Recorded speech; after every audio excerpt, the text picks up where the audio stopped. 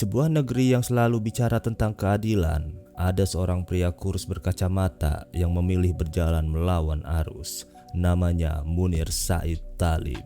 Bukan pejabat, bukan orang kaya, tapi keberaniannya membuat banyak orang berkuasa merasa gelisah. Sejak muda, Munir percaya suara korban tak boleh tenggelam. Ia membela orang-orang yang tak punya siapa-siapa, korban penculikan, penyiksaan, penghilangan paksa. Setiap ancaman yang datang justru membuatnya semakin yakin bahwa kebenaran harus diperjuangkan apapun resikonya. Hingga suatu hari, perjalanan di atas pesawat berubah menjadi tragedi yang mengguncang bangsa dan negara dan meninggalkan satu pertanyaan besar. Siapa sebenarnya yang takut pada kejujuran Munir? Inilah kisah Munir Said Talib.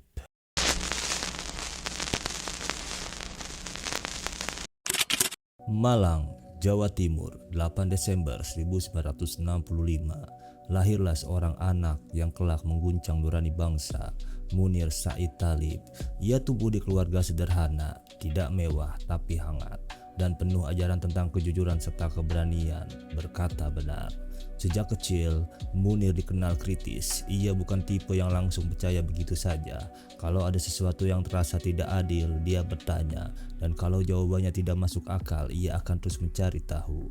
Rasa ingin tahu inilah yang pelan-pelan membentuk jalan hidupnya. Ketika beranjak dewasa, Munir memilih kuliah di Fakultas Hukum Universitas Brawijaya. Di kampus itu, matanya semakin terbuka. Ia melihat bagaimana hukum seringkali berpihak pada yang kuat, sementara orang biasa yang tidak punya koneksi justru terkalahkan. Dari sinilah ia mulai yakin hukum seharusnya melindungi manusia, bukan menakut-nakuti mereka. Pergaulannya dengan para aktivis kampus membuat Munir semakin dekat dengan isu-isu kemanusiaan.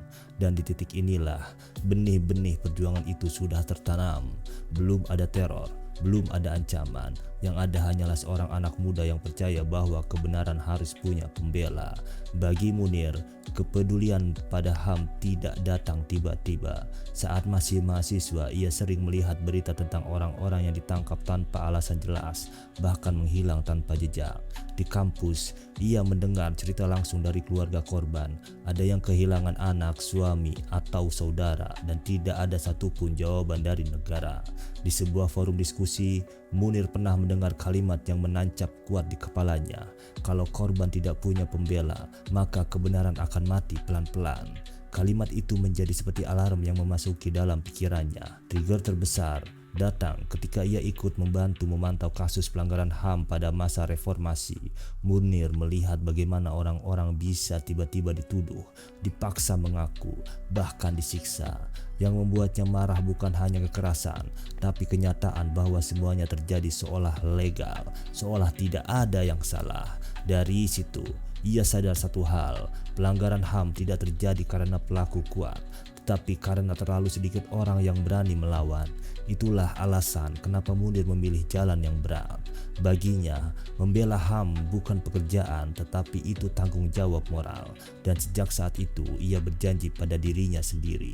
Selama masih ada orang yang dizalimi, suaranya tidak boleh diam dan tidak akan pernah tenang. Di awal karirnya sebagai pengacara muda, Munir sering menerima aduan dari orang-orang kecil, buruh yang di-PHK sepihak tanpa kejelasan, petani yang lahannya dirampas dengan seenaknya oleh para penguasa, hingga warga yang dikriminalisasi hanya karena berani protes. Bagi mereka yang punya kekuatan, kekuasaan, dan tahta tertinggi di dalam kehidupan.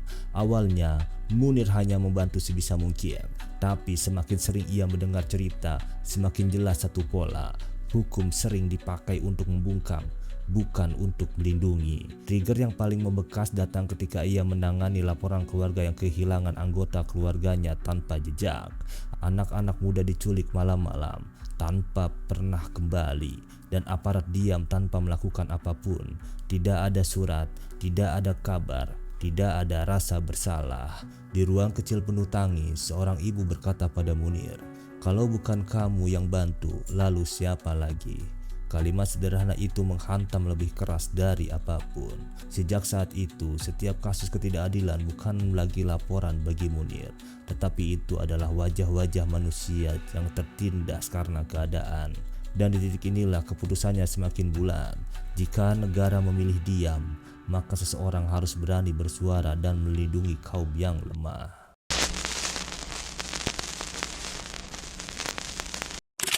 Setelah bertahun-tahun mendengar cerita ketidakadilan, Munir tidak lagi puas hanya berdiskusi. Ia turun langsung ke kampung-kampung, ke rumah duka, ke ruang-ruang sempit tempat keluarga korban menunggu kabar. Munir mulai dikenal sebagai orang yang tidak takut bertanya pada mereka yang berkuasa. Kalau ada penculikan, ia menelusuri. Kalau ada penyiksaan, ia mendokumentasikan.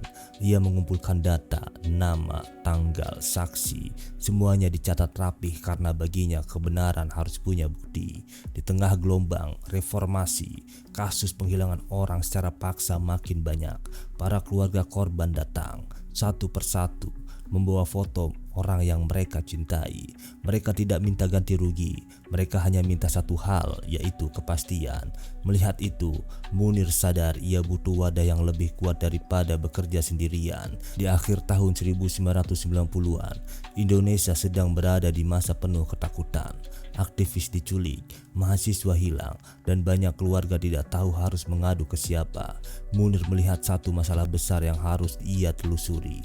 Korban ada, bukti ada, tapi tidak ada lembaga independen yang berani mengusut sampai tuntas. Dari kegelisahan itu, Munir bersama sejumlah aktivis dan penggiat hukum membentuk sebuah organisasi yang bernama Kontras, atau disebut dengan Komisi untuk Orang Hilang dan Korban Tindak Kekerasan. Organisasi Kontras mempunyai visi dan misi yang sangat jelas: mendata orang-orang yang hilang, mengumpulkan bukti kekerasan, menekan negara agar bertanggung jawab, dan memberi tempat bagi keluarga korban untuk mencari jawaban. Kantor Kontras pun tidak besar, hanya ruangan sederhana dengan tumpukan berkas, foto orang hilang, dan suara telepon yang terus berdering.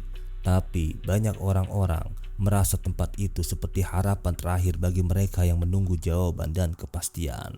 Munir berada di garis depan. Ia menyusun laporan, menghadiri konferensi pers, memantau persidangan, hingga menemani keluarga korban saat mereka dipanggil aparat. Ia tidak hanya bicara soal hukum, ia mendengarkan tangis, ketakutan, dan rasa kehilangan. Sejak berdirinya Kontras, nama Munir mulai benar-benar dikenal banyak orang. Bukan karena popularitas, tetapi karena keberaniannya menuntut kebenaran, bahkan ketika risikonya semakin besar. Disinilah peran Munir benar-benar terlihat. Kontras menjadi tempat orang mencari keadilan ketika pintu-pintu lain tertutup tanpa ada kepastian. Telepon kantor sering berdering tengah malam, ada kabar penculikan, ada keluarga panik, dan hampir selalu di setiap malam ia menulis laporan, menekan pemerintah berbicara di media, menghadiri persidangan sambil tetap menenangkan korban dengan nada lembut yang jarang dimiliki seorang aktivis. Namun semakin keras ia bersuara, semakin banyak pihak merasa terganggu. Nama Munir mulai masuk daftar hitam, orang-orang yang terlalu berbahaya hanya karena membela yang benar. Tapi Munir selalu menjawab sederhana, kalau kita diam, besok yang hilang bisa jadi siapa saja. Dan sejak saat itu, Munir bukan lagi sekedar pengacara, ia menjadi simbol. Bahkan keberanian bisa lahir dari rasa peduli dan hati yang murni. Semakin banyak kasus yang ditanganinya, semakin sering Munir berhadapan langsung dengan aparat dan pejabat negara. Ia datang ke kantor polisi, markas militer, hingga sidang-sidang resmi membawa berkas, data, dan pernyataan yang tidak semua orang berani mengucapkan. Munir bukan orang yang mudah dibungkam. Saat aparat mencoba menutupi fakta, ia akan menantang mereka dengan tenang. Kalau negara benar, kenapa harus takut pada kebenaran? Yang membuat Munir berani bukan karena ia merasa kebal, melainkan karena ia percaya satu hal sederhana: kekuasaan harus diawasi atau ia akan menyakiti. Keberaniannya membuat banyak korban merasa tidak lagi sendirian. Namun di saat yang sama membuat musuhnya bertambah lebih besar, lebih kuat, dan lebih berbahaya.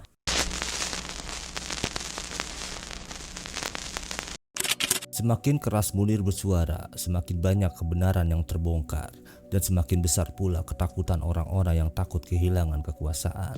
Telepon misterius mulai datang lebih sering. Ada suara asing yang berbisik pelan, "Berhenti, ini bukan urusanmu." Suatu malam, ia menyadari ada motor yang mengikuti dari kejauhan. Kadang berhenti, kadang menghilang, lalu tiba-tiba muncul lagi. Munir tersenyum kecil, bukan karena ia takut, tapi justru berani karena satu kata, keadilan. Di kantor Kontras, teman-temannya ikut cemas. Mereka tahu laporan-laporan yang dibuka Munir menyentuh perkara besar, penculikan, penyiksaan, hilangnya orang-orang yang tak pernah kembali. Namun, ketika ada yang menyarankan Munir untuk sementara mundur, ia hanya menjawab, "Tenang, kalau kita berhenti karena takut, berarti ancaman itu berhasil." Ancaman tidak lagi hanya berupa kata-kata. Laporan-laporan penting tiba-tiba menghilang, komputer rusak, dan kantor dipantau orang yang tidak dikenal. Di beberapa kesempatan, Munir bahkan dihadapkan pada upaya kriminalisasi seolah-olah dialah yang bersalah. Meski begitu, ia tetap datang ke persidangan, tetap berbicara di depan media, tetap memeluk keluarga korban yang mulai kehilangan harapan. Di balik senyumannya ada kelelahan yang jarang terlihat. Ia tahu setiap langkah diawasi, tapi satu hal yang membuatnya terus berjalan. Ia lebih takut pada ketidakadilan daripada pada ancaman yang ditujukan kepadanya. Dan tanpa disadari, bayangan bahaya itu sudah semakin dekat, menunggu di tempat yang tak pernah ia duga. Ada surat tanpa nama, ada pesan gelap, bahkan ada orang-orang yang mencoba menjelek-jelekannya di media. Tujuannya satu, membuat Munir diam dan bungkam. Tapi yang terjadi justru sebaliknya. Setiap kali ada teror baru, Munir malah bekerja lebih keras. Ia menulis laporan lebih detail, mengumpulkan saksi lebih banyak, dan semakin sering berbicara di depan publik. Bagi banyak orang, itu terlihat seperti keberanian yang nekat. Namun bagi Munir, keputusan itu sederhana. Kalau ketakutan membuat kita diam, maka keadilan tidak akan pernah datang. Ia tahu risikonya, keluarga cemas, teman-teman khawatir, dan hidupnya tidak lagi tenang. Tetapi ada satu hal yang selalu menguatkannya, wajah-wajah korban yang pernah ia temui. Setiap kali ragu, ia teringat seorang ibu yang menunggu anaknya pulang, atau seorang istri yang bertahun-tahun menggenggam foto suaminya tanpa kabar. Dan Munir akan berkata pada dirinya sendiri, selama mereka belum mendapatkan jawaban, tugas ini belum selesai. Karena itulah, walaupun ancaman semakin nyata, Munir tidak memilih jalan aman. Ia memilih jalan yang benar. Ia tetap bersuara, meski suaranya membuat banyak orang berkuasa merasa terganggu. Tidak ada manusia yang benar-benar kebal rasa takut, termasuk Munir. Ada malam-malam ketika ia duduk lama di ruang kerjanya, memandangi tumpukan berkas sambil berpikir, sampai di mana batasnya. Ia tahu setiap langkah bisa saja menjadi langkah terakhir. Setiap perjalanan, setiap pertemuan mungkin saja diawasi. Ketika meninggalkan rumah, terkadang ada rasa berat di dada, bukan karena ia menyesal, tetapi karena ia memikirkan orang-orang yang menyayanginya. Namun, di balik kegelisahan itu, ada sesuatu yang lebih kuat, yaitu keyakinan. Munir sering berkata pada teman-temannya, takut itu wajar, yang tidak wajar adalah membiarkan ketakutan menghentikan kebenaran. Jadi, ia belajar hidup berdampingan dengan rasa was-was itu. Ia tetap menulis laporan, tetap menghadiri sidang, tetap menemui keluarga korban, bahkan ketika ia tahu ada risiko yang membayang.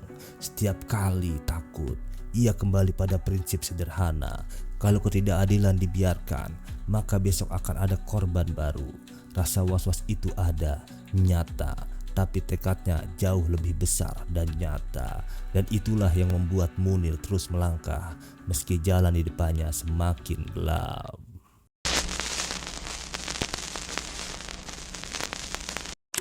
Pada tanggal 7 September 2004, Munir naik pesawat menuju Belanda untuk melanjutkan studinya.